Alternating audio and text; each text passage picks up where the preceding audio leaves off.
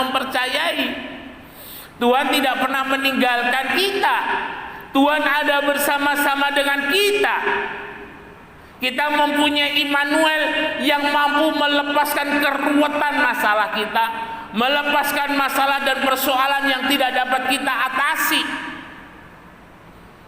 Janda yang sakit pendarahan 12 tahun, ketika dia sudah tidak dapat menolong dirinya sendiri dan penyakitnya semakin parah, ketika dia mendengar tentang Yesus, janda ini mengambil sebuah keputusan yang tepat. Dia pergi mencari Yesus. Bersama dia hatiku damai, walau dalam lembah kekelaman. Bersama dia hatiku tenang, walau hidup penuh tantangan. Tak satu pun dapat menghiburku, tak seorang pun dapat menolongku. Hanya Yesus jawaban hidupku. Hanya Yesus. Janda ini pergi, janda ini cari, janda ini mendapat. Mintalah, kamu akan diberi, carilah, kamu akan mendapat, ketoklah, pintu akan dibukakan. Dan janda ini ketika dia dekat dengan Yesus, dia hanya berkata dan dia melakukannya. Asal ku jamah jubahnya saja, aku menjadi sembuh. Janda ini jamah jubahnya Yesus, dan seketika itu juga sembuhlah penyakitnya. Panggil nama Tuhan di tengah-tengah persoalanmu. Panggil nama Tuhan di tengah-tengah kesulitanmu. Karena hanya nama Yesus yang memiliki kuasa untuk mengatasi segalanya. Saudara, ketika lepas daripada laut Teberau, bangsa Israel harus menghadapi yang namanya padang. Itu jaraknya bukan 1-2 kilo, tapi itu jaraknya kalau boleh saya katakan itu bisa ratusan kilo. Ya, itu di padang, tidak ada tanaman, tidak ada tumbuh-tumbuhan. Dari mana bisa makan? Pemeliharaan Tuhan itu ajaib. Yang Tuhan lakukan adalah membuka tingkap-tingkap langit. Setiap hari Tuhan membuat embun yang turun di tanah itu berubah menjadi mana. Butiran-butiran manis yang kalau saya yakin mengandung protein dan gizi yang sangat tinggi sekali. Dan itu diolah menjadi bahan makanan masing-masing keluarga. Dan itu yang memelihara bangsa Israel selama 40 tahun. Artinya apa? Artinya Tuhan kita adalah Tuhan pemelihara. Janda di Sarfat, ketika Elia berkata, "Mak, buatlah lebih dahulu untukku, baru kemudian untukmu."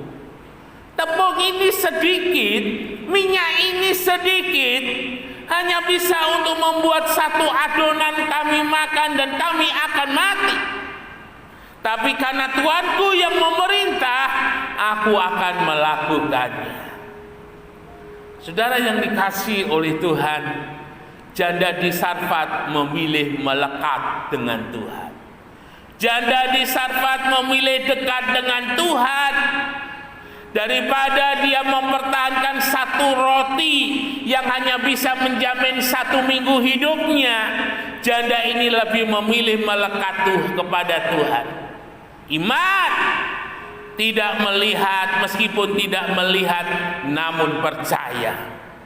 Dan janda ini melakukan, dan roti itu diberikan kepada Elia, dan dia pergi ke dapur setiap hari selama kurang lebih 3 tahun, dan tepung minyak itu tidak pernah bertambah, tetap sedikit, tetapi tidak pernah habis sampai masa kekeringan itu hilang. yang kesukaannya ialah Taurat Tuhan dan yang merenungkannya siang dan malam. Ia seperti pohon yang ditanam di tepi aliran air, yang tidak pernah layu daunnya dan yang selalu berbuah pada musimnya. Mari hidup kita melekat kepada Tuhan. Seperti pohon di tepi aliran air, pohon yang menjuruskan akar-akarnya kepada air. Orang percaya yang kesukaannya ialah firman Tuhan. Orang percaya bahasa Indonesia masa kini yang kesukaannya melakukan perintah Tuhan. Apa saja yang diusahakan, apa saja yang diperbuatnya berhasil. Mengapa? Karena dia melekat kepada Tuhan. Ya, ketika kita melekat kepada Tuhan, itu artinya kemana Tuhan pergi, di situ kita pergi. Di mana Tuhan ada, di situ kita ada. Bagaimana kita melekat kepada Tuhan? Yang kesukaannya adalah Taurat Tuhan, yang kesukaannya ialah melakukan firman Tuhan, dan yang merenungkannya siang dan malam.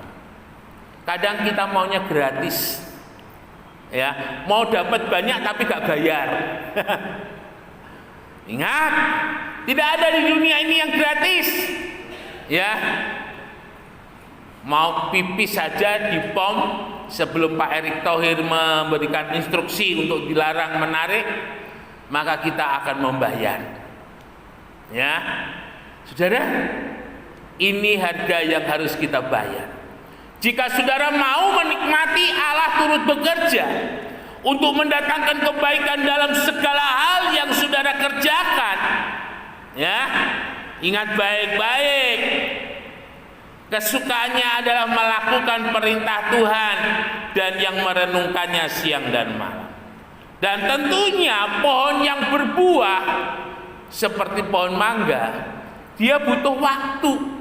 Lombok saja untuk dia berbuah, mulai dari benih itu ditabur, pohon itu tumbuh, lalu mengeluarkan buah, itu butuh waktu. Kadang kita maunya instan. Hari ini berdoa, besok dijawab. Hari ini mau minta, besok dijawab. Jika saudara sudah melakukan perintah Tuhan dan hidupnya merenungkan firman itu siang dan malam, pertahankan. Saudara sudah ada di jalan yang benar dan ada di satu titik, apa yang saudara doakan itu menjadi nyata. Ada satu titik, apa yang saudara imani itu yang akan terjadi. Ada satu titik, apa yang saudara gumulkan itu yang akan saudara terima. Tapi kalau saudara belum melangkah untuk merenungkan firman itu siang dan malam, yang kesukaannya adalah melakukan perintah Tuhan, ingat baik-baik, saudara masih sangat jauh, teramat jauh daripada menikmati Immanuel, daripada menikmati Allah yang turut bekerja untuk mendatangkan kebaikan dalam kehidupan saudara. Kalau saudara melakukan itu, saudara jauh dari Allah yang turut bekerja. Artinya apa?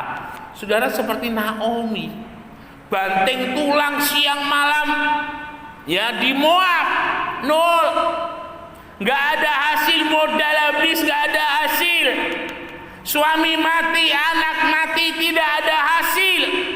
Dan ketika kembali di Bethlehem, orang bilang, loh Naomi pulang. Naomi katakan, jangan panggil aku Naomi, panggil aku Mara. Karena Tuhan sudah menimpakan yang jahat atasku. Bukan, Mara itu artinya pahit. Ketika Naomi tidak hidup seperti pohon yang ditanam di tepi aliran air, tidak hidup yang